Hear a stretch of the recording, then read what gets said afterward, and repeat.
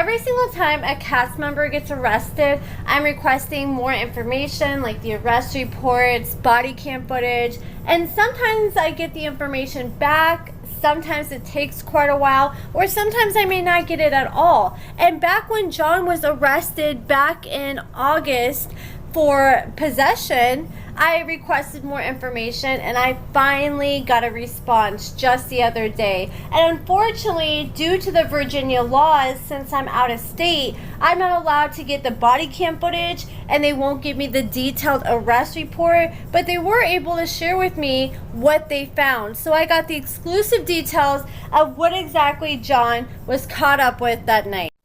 He had a plastic bag that contained a plastic tube with a white powdery residue. He had another plastic bag containing one silver spoon with a white burnt residue on it and one gel capsule containing a white powdery substance. So it sounds like he may possibly be shooting up fentanyl or some kind of pills. And it says one plastic bag containing an orange pill bottle containing 7 gel capsules containing a white powdery residue and 2 rapid response fentanyl kits and 2 safe Xylon tests. And I think these were provided by the police to test his drugs, and they submitted this to evidence. And then he had 3 hypodermic syringe needles, 9 sealed 29 gauge syringes, 9 sealed 29 gauge syringes, and a 750 milliliter bottle of R&R Canadian whiskey.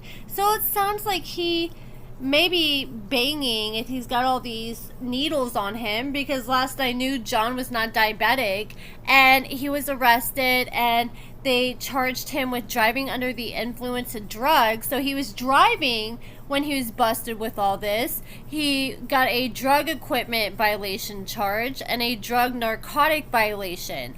I find it interesting because at the top of this form it says the case is closed, but when I looked it up on the Virginia Beach Circuit Court website, it says that they decided to refile the case on November 25th, and he has an upcoming court date for this case. So his court date is on January 13th, so I'm very curious to see how that goes. Now let's talk about Savannah from this season of Love During Lockup. First initially looked up Savannah's criminal history. I was only finding one charge, but I decided to do a full background check tonight, and 18 different offenses showed up for Savannah. So it shows on May 31st of 2022, she was arrested for a DWI for driving while under the influence of drugs. And this was her first offense, and this was a misdemeanor. And she ended up pleading guilty to this. She had to pay $362 in fines. Then she had a failure to appear for a court case, and they ended up putting a warrant out for her arrest. She was arrested 2 days later, and then her case was later dismissed. She was arrested in July of 2022 for petite larceny, and we covered this in my initial video where she stole less than $200 worth of items, but it was not from a person, so I'm assuming she likely stole from like a business or something, possibly shoplifted. So the petite larceny, less than $200, that case was actually dismissed. But she had another petite larceny case in July of 2024, and this was a misdemeanor. Then she just got like a tinted window violation just in September of last year. She had a wreck for roll.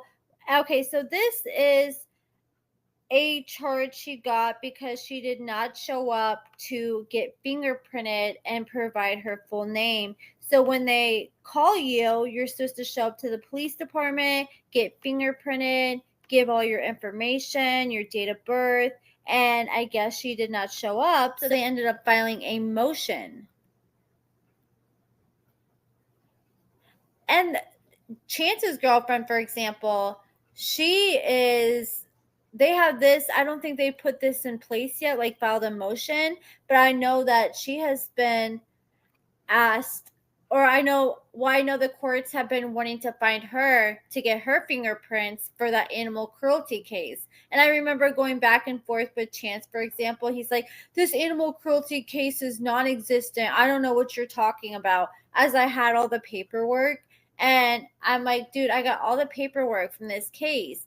And he's like, well, I'm not finding anything. So I called down to the courthouse and I said, is this case still active? And they said, yes. And I said, well, what needs to be done on it? And they said, well, Alyssa needs to come down and get her fingerprints done. And that's pretty much what happened to Savannah. Then in December 2021, she got busted shoplifting. Okay, this girl likes to shoplift. We got the larceny, we got the shoplifting charge. This was a misdemeanor and the case was dismissed. Then she got in trouble for theft, which is theft means a transportation. So that's pretty much auto theft. When you take someone's vehicle without permission. And this happened in December 2021. And this happened in Arizona. She's currently living in Virginia. It does not show an update on this case. Then she had an unlawful means transportation of a passenger. So it sounds like she was in a stolen vehicle. And this was in December 2021 too. Oh, here's a third-degree felony. Criminal traffic, third-degree felony. It does not say what this is for. But they wanted her to pay restitution. That she had a speeding ticket for exceeding 85 miles per hour. Girl, why are you even going that fast? Then another ticket for exceeding the speed limit by 20 or 45 miles per hour. Oh, this is a warrant. So for her vehicle theft charge, she did not show up to court, so they ended up issuing a warrant at one point. But that is it for this video, guys. I'm going to do a deeper dive into Bradley's criminal history as well. But let me know who else you guys want to see me dig into in the comments below and what exactly you want to know. Give this video a thumbs up, subscribe, and thank you so much for watching.